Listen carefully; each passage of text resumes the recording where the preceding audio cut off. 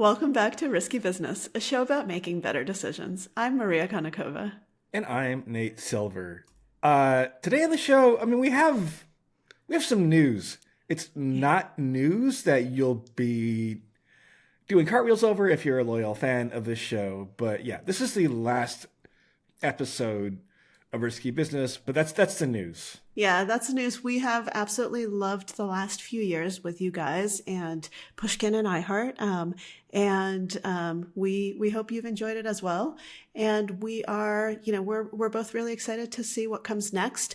You know where to follow us. We're both very easy to reach. We both have Substacks, The Leap for me and Silver Bulletin for Nate, where you can share feedback about Risky Business, but also where we will be making future announcements about where we head to next. So if you've been a loyal listener, we hope you will follow us along on the next stage of our journey. And, we'd love to, Nate, I think before we get into the show for this final week, which will include a look back at some of the predictions that we made this time last year, and some predictions for 2026, I think we owe it to ourselves to kind of look back at 2 years of Risky Business and what we've kind of accomplished here, because I think it's pretty cool that we've been able to do this podcast for 2 years together. Yeah, no, I think we are trying to carve out a niche that's becoming more and more relevant in the world, right? From like sports gambling scandals to the fact that, to prediction markets, to the fact that it feels more and more like we're in a world where if you kind of sit idly by, then you lose ground. It feels more and more like, my opinions about AI progress have waxed and waned over the show. We talk about it a lot. But, feeling like we're marching into an uncertain future. And if you are in mid-career and have had some success, there's maybe not a feeling of profound security necessarily, right? We're moving into a world where people are maybe becoming stupider in important ways. The shit about I wasn't sure where college and that high schoolers not I wasn't reading. sure where that I wasn't sure where that sentence was going to go. No, I think I'm a little worried about the Zoomers. I'm very worried. I'm a little worried about the Zoomer and the Boomers. I'm worried the about Boomers are everything. getting addicted to their fucking Substacks and shit like that, and I don't know, Maria. I don't know. I think they're more self-righteous. They used to be addicted to Facebook, which was stupid, but Substack is kind of partisan, and so anyway, you want to talk a little poker, Maria? Sure. So I am supposed to be, full disclosure, audience, this episode is airing in January. We're taping it in late December before Christmas. I, in fact, was supposed to be taping this from so-called paradise, meaning Nate, tell the audience how you really feel about the WSOP Paradise stuff. I attended the World Series of Poker Paradise in Atlantis Resort on, what's it called? I think it's Paradise Island, which is a sub-island of New Providence in the Bahamas. And I think I had probably the worst time that I'd had at a poker festival, as they're officially called. These poker series are officially called festivals, right? Nothing bad happened, right? I got a couple of nights out with a friend who was having his birthday. I met some fun people at the tables, ranging from NBA legend Tony Parker to Barstool Nate, any other Nate I'm usually a fan of playing against, right? But number one, I just felt really confined in this giant resort. Furthermore, so the World Series of Poker was trying to, if you don't know, I guess people on this show will know, there's been a clash between the World Poker Tour and the World Series of Poker for the slot in mid-December. And PokerStars, there's EPT Prague. And PokerStars is an EPT in Prague. Basically, mid-December is a really good slot for a poker tournament because, you have to be fucking insane to travel in between Thanksgiving and Christmas, and poker players are insane, and so it's a cheap time of year actually to travel. The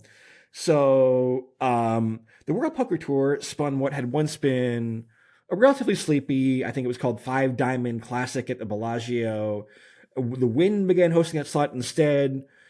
put a big guarantee out in 2022. I think it was $15 million. Blew that away. People really love that series, right? Made an even bigger guarantee, $40 million in 2023. And then the World Series Poker came and said, well, we're doing our thing in the Atlantis. Wynn did not hit its guarantee, had to pay some money out of the Wynn coffers. And then after that, World Series Poker's like, well, fuck you. We'll guarantee you $50 million in the Bahamas last year and then $60 million. Except this is a 25K, actually 26K tournament and not a 10K. And you can enter the tournament very, very often. I think Daniel Negreanu entered like 9 or 10 times, literally. Texas Mike entered like literally Negreanu 13 or 14 was in for times. 10 bullets. Yeah, some people were in for 13, 14, 15 bullets. There were a lot of reentries. Now think about what that means. $26,000 times 15, 16 bullets. Like, these are expensive tournaments. Yeah, no, they were what? They were like 2,800 entries, but they were from like 1,000-ish unique participants, right? So the average person entered almost 3 times. So it was really a 78K for them and not a 26K, which is billed as a 25K, right? The tables I played were, despite that, pretty good. Like, I booked originally 7 nights in the Bahamas. Some were covered by casino points. And wound up shortening that. But like, you know, of the 7 nights I was scheduled there, I probably played, let me think, 18 actual hours of actual poker, when if there had been a better schedule, I'd had the capacity to play 50 hours, right? Which is why, Nate, I went to the WPT at the Wynn, where the schedule is wonderful. The Wynn is one of the best places in the world to play poker. The staff is A+. I love the Wynn.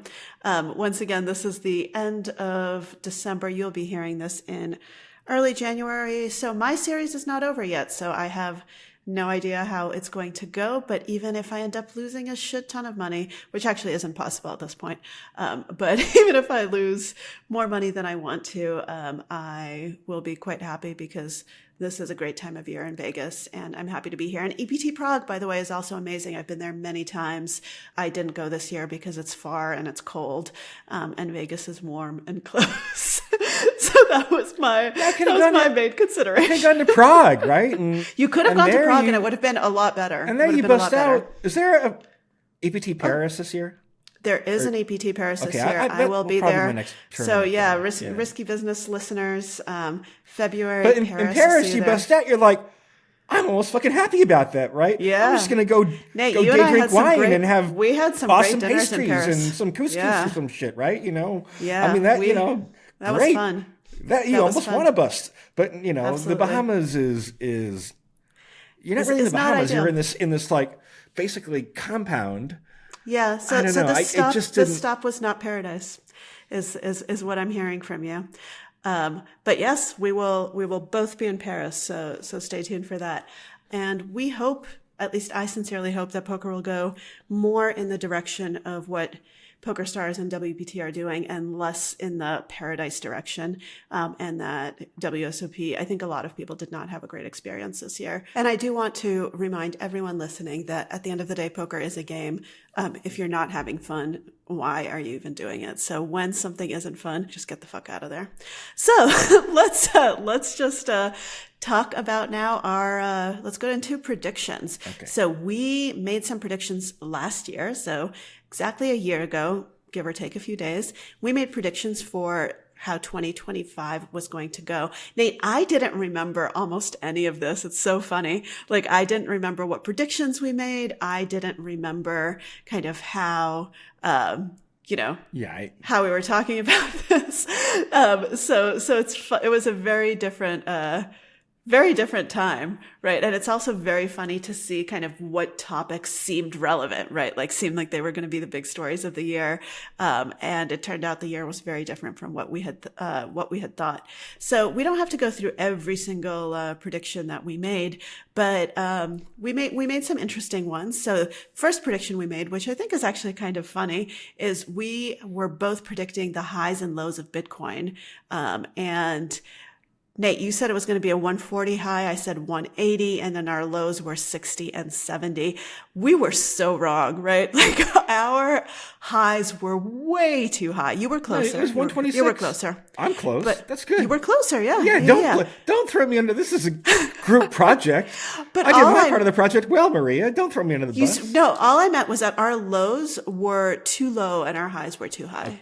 Okay. Well, look, the history of Bitcoin. I was closer on the low because the low was 78.5 and my low was 70. So come on, we both got this half and half. We were correct though on Trump nominees that how many would be rejected or withdraw. We said 0, and it was in fact 0. Yeah. So we both predicted 2 press secretaries in 2025. There's only been one. Caroline Levitt has kept that job at least through the late December day on which we're taping this. You know, we know what happened tomorrow. And you were correct that there was going to be a national emergency to begin mass deportations. I said no, and you said yes. I actually, according to the producers, my exact language was probably yes, but I'm going to say no because I don't want him to. My wishful thinking didn't work. Yeah. So I tried to manifest it. It did not manifest. There was indeed a national emergency at the border declared.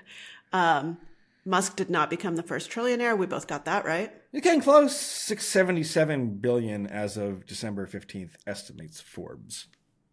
Yep. It's pretty close. Pretty close, but no. Let's round up, but should be a 300 billion. Anything above 500, we round up to a trillion. Is that the way it works? 6, 7. We can't do our tournament winnings. At least I can't because we're taping this in the middle of a series for me. So I predicted negative 10,000 just for myself. It will be after this fucking. That was within the realm of accurate before this fucking Bahamas debacle, and I'm done for the year. So yeah, at least I was directionally correct. It'd be a negative year in tournament poker. All right. Well, I don't know. I have not done my calculation for the year yet, so I cannot answer. My estimate was that I was going to be up $45,000.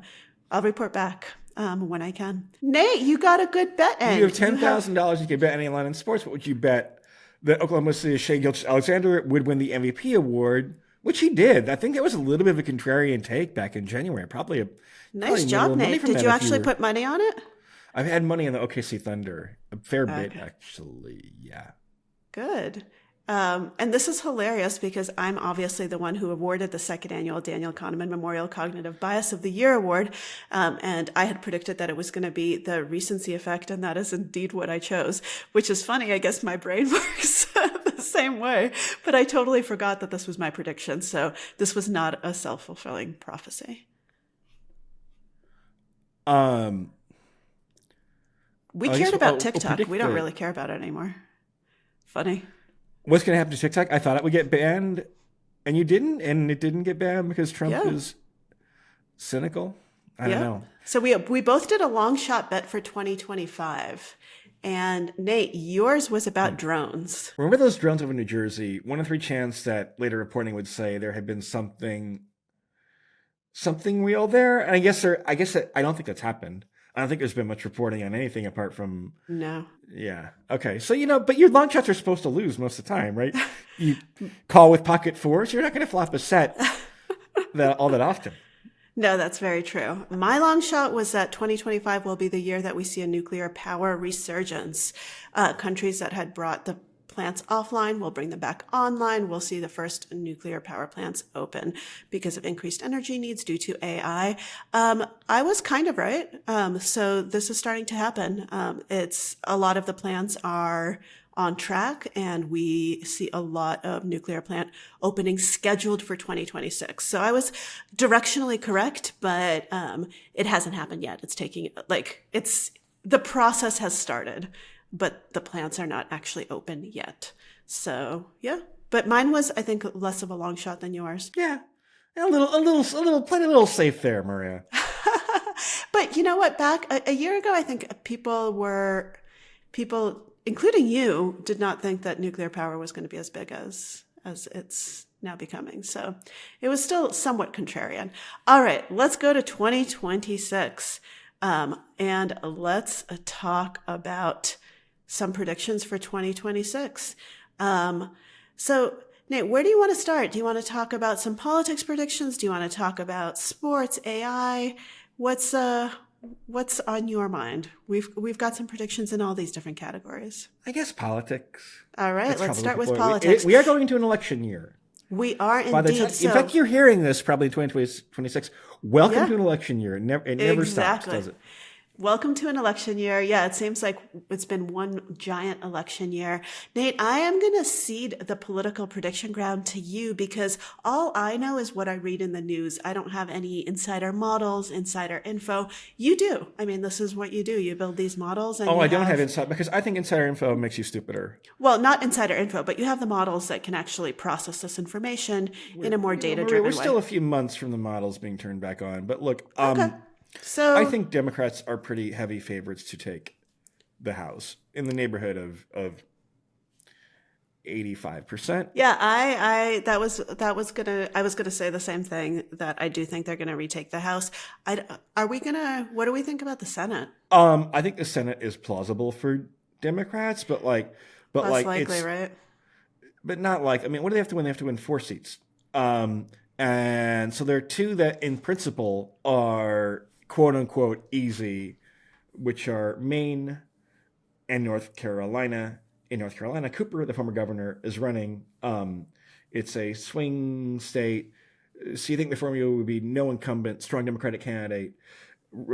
Usually in midterms, the environment, and you can look at like the generic ballot or Trump's approval ratings, usually is Democratic. So like mathematically, that should favor Democrats. In Maine, Susan Collins has survived difficult electoral environments before. Democrats are having a big fight in their primary between Graham Plattner, the populist oyster fisherman who unfortunately, this happens to the best of us, unfortunately got a tattoo that some people might argue resembles a symbol used by a division, a Nazi Panzer division. The Nazis, of course, were a group of Germans during World War II who didn't particularly like Jews or any other people who weren't Aryan.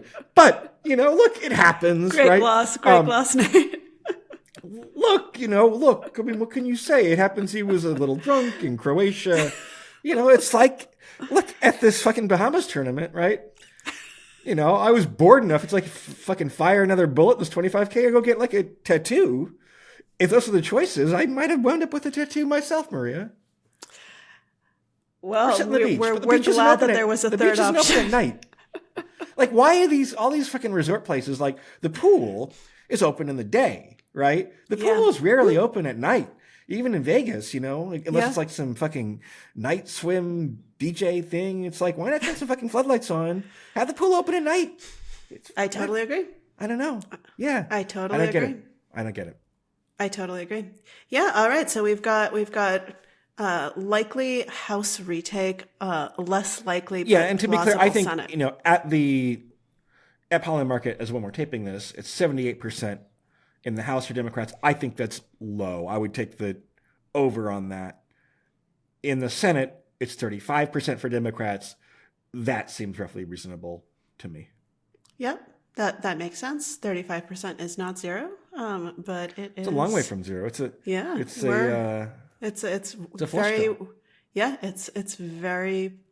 very plausible. So what would, how about, egg prices? That's funny political. I don't know, Nate. Our producers suggested I don't know. I don't really eat that many eggs. I don't really go shopping for eggs. I'm probably the wrong person to ask about this. Yeah. Well, it depends obviously on diseases and all sorts of things.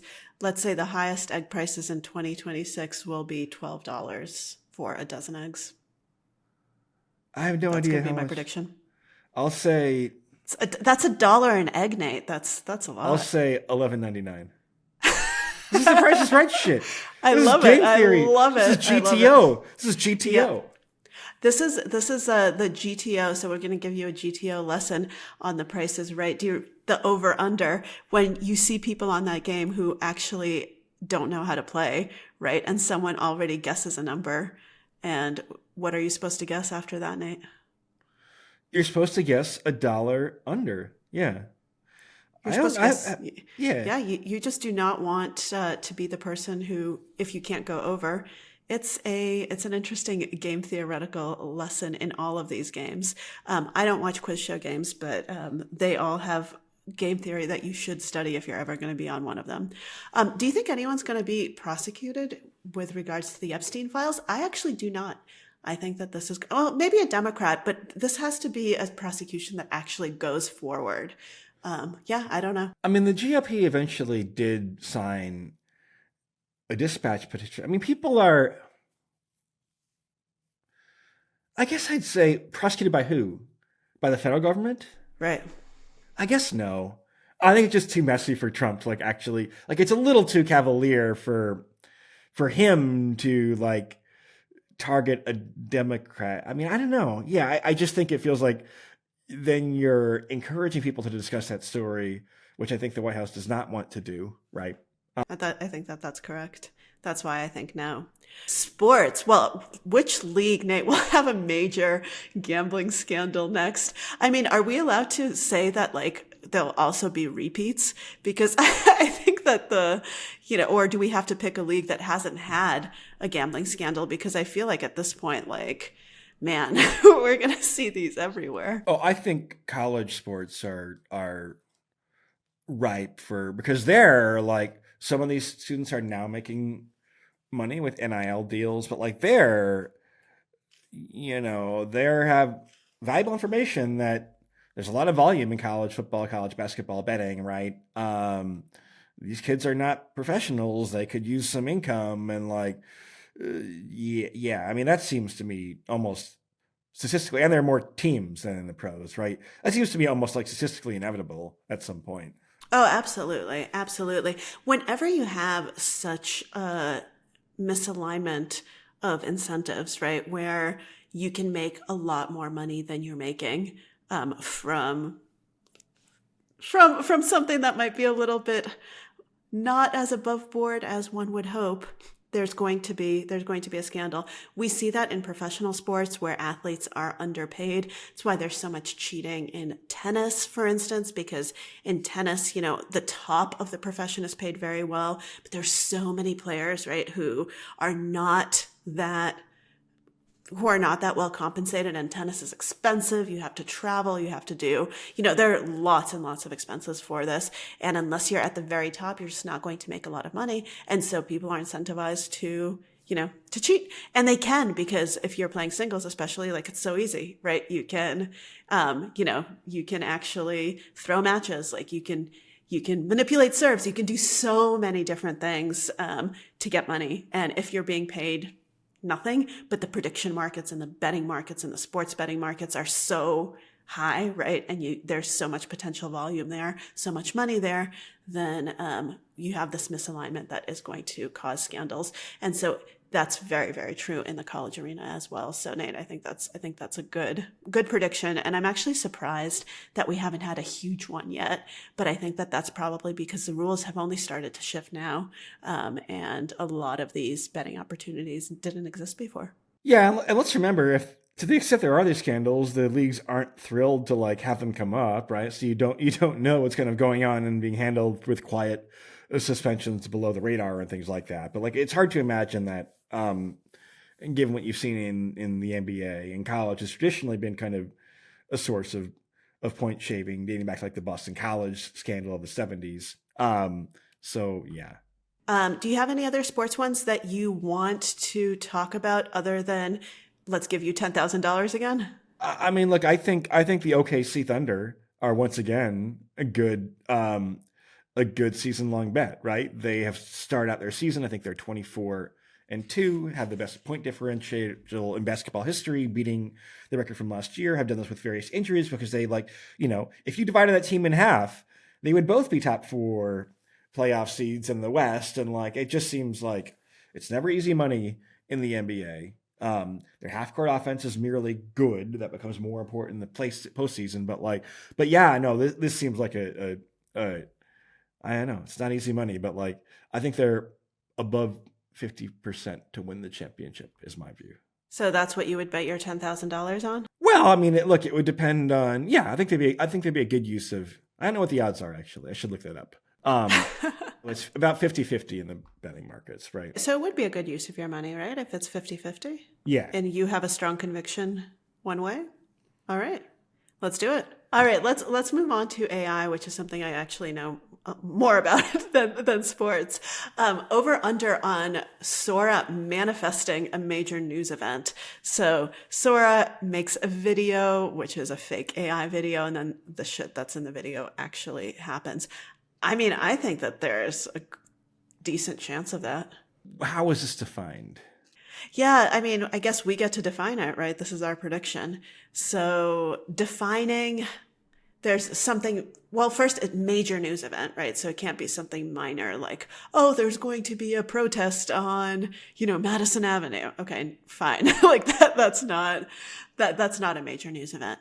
But something like, there's going to be, I don't know, a military coup. Well, that would definitely be a major news event. But let's hope Sora doesn't manifest anything. I like wonder that. have you seen these AI generated clips of where a fat person carries a boulder onto a glass bridge, right? Or into like an infinity pool, and then like jump on it to destabilize the bridge and cause everyone to fall down into the canyon or the river or whatever. Have you seen these? I have not seen these, Nate. I don't know what you're talking about. I know it makes you seem crazy, but it's a genre of these videos, right? So I guess I'm like, will there eventually be copycats Nate, of like AI? are you seeing a therapist? Do we need to? Oh, yeah. Do we need to talk about this? This is a real thing. I mean, a real fake thing. What I'm saying is like, it's interesting. This is like one of the first things kind of like emerge out of the randomness of AI models, right? And become kind of viral. I believe maybe you're not spending enough time on X, the everything platform. What does Elon call it? I want, maybe you'll see some copycat attempts to like turn memes real that are originally AI, well, AI generated. that's an interesting. I mean, I think that there's a very good shot at that happening. And by the way, I want to applaud myself on saying not interested, not for me, not interested enough on X that I don't get any of these in my feed. So I get very few viral videos. So I applaud my brain for not being exposed to at least that matter of slop. But there are some viral videos that look incredibly real and that have actually been used by real news organizations and by the president, obviously. So I think that there will be more and more of that happening, right? Where you have these very plausible seeming videos. There was one that went viral, which was an interview, a street interview in New York about what was it about? I think it was about SNAP benefits, and that went viral and was picked up by actual media, and the people didn't exist, right? It was a fake interviewer, a fake interviewee, fake interview, fake everything. And I think we're going to be seeing a lot more of that, which is kind of craft the character that fits your storyline, right? Give them the dialogue that you think this type of person should be saying. And here you go, here's a video, which is going to, I think, upset the balance of how we consume news and how we can figure out what is and isn't real, right? Like, are you able to use video as proof that something did or did not happen? And in the absence of sophisticated technology to detect if something is real or fake, which exists, but not in the general viewers, it's not like I can see a video and immediately be like, oh, this is fake, this is real. The better they get, the less able the just average user is to be able to detect that. What we know from psychology is that once you're exposed to it, even if it's then debunked as fake, the effects linger, right? It's not like it magically disappears from your brain. It still kind of has this oh, but it's kind of real type of primacy. And I think we're going to be seeing. No, more we and more talked. of I haven't that. talked about it much here. So, like, Yeah. when Charlie Kirk was killed, the assassin was someone who had grown up in a conservative family but had become more left wing over time. I don't want to get into the details of this, but like people like Heather Cox Richardson, who I jokingly mentioned at the top of the show, the most prominent Substacker, right? Kind of spread misinformation, or she did, and there's no kind of, right? Spread misinformation, speculating that he was a griper, meaning somebody who thought that like a Nick Fuentes type, who thought that like Charlie Kirk wasn't conservative enough, it wasn't pure enough, right? And that was just total misinformation. But like Jimmy Kimmel said something similar, right? In like polls of Democrats, or actually general voters, like a lot of people, if you survey them, think that Charlie Kirk's killer was actually a conservative. Many people think that. So like, yeah, it is hard to debunk. It's hard to know. So I'm just in a situation where I'm like, I don't feel like I have anybody to trust on certain types of stories right now. Yeah, absolutely. Absolutely. And I think that problem is going to get only worse. I think that's a prediction that we can stand behind for this coming year. Who do you think will have the best AI model by the end of the year? So this time next year, which of the AI models which company is going to be ahead? As judged by like general consensus or like... Yeah, I think so. I guess Anthropic? I mean, look, you can make a contrarian case. So right now, I think the consensus of like super AI, super user nerds would say probably Claude, but people seem to like GPT 5.2 so far, which was a pretty rapid progression from 5.1. OpenAI has the most resources. People seem to think that Gemini is very literal-minded, but a very good model. I wouldn't put anything past Google. I don't know. Maybe OpenAI is like undervalued relative to the amount of resources they have. I'm going to go with Google DeepMind. I think that they're going to be the winners at the end of this year. Okay. In Demis we trust. I wonder if they're a little risky, but it's, OpenAI's category lead has been, I'll go with Claude, I guess. All right. But yeah. I think, So let's do it. All right. Let's do you want to do one New York specific one? Zoran, what do we think? Do you want to do a Zoran prediction, or do you want to just see what happens? Will he get his free buses this year? Maybe. I don't think so though. I'll give it a 35% chance.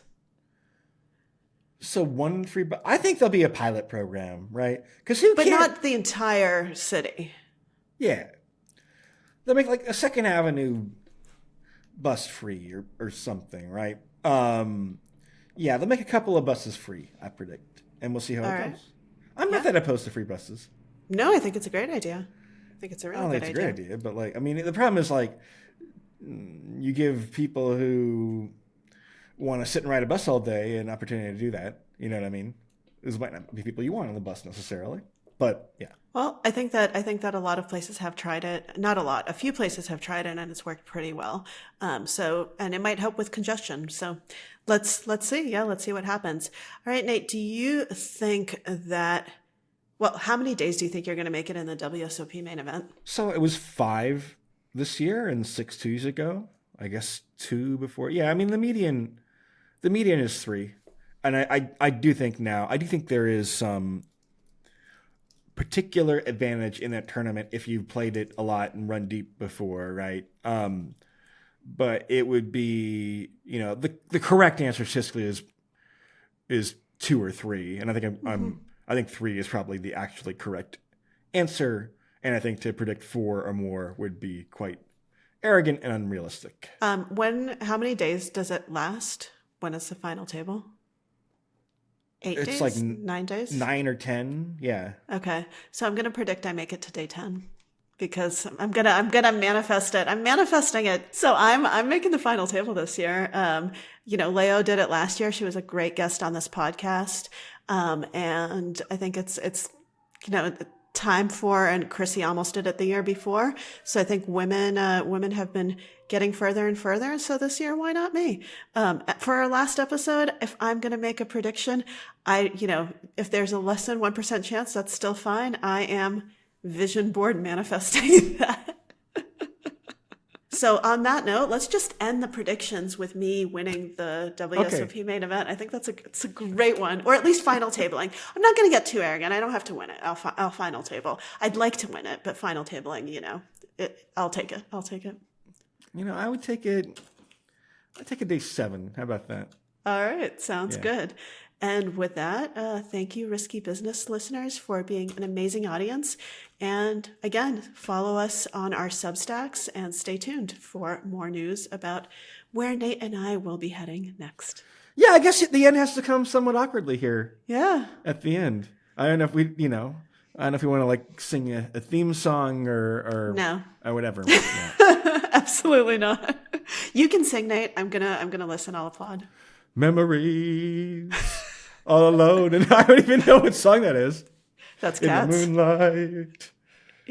We're ending on an Andrew Lloyd Webber classic flop. Let's do it. I do not like musicals, by the way. Don't get any wrong ideas.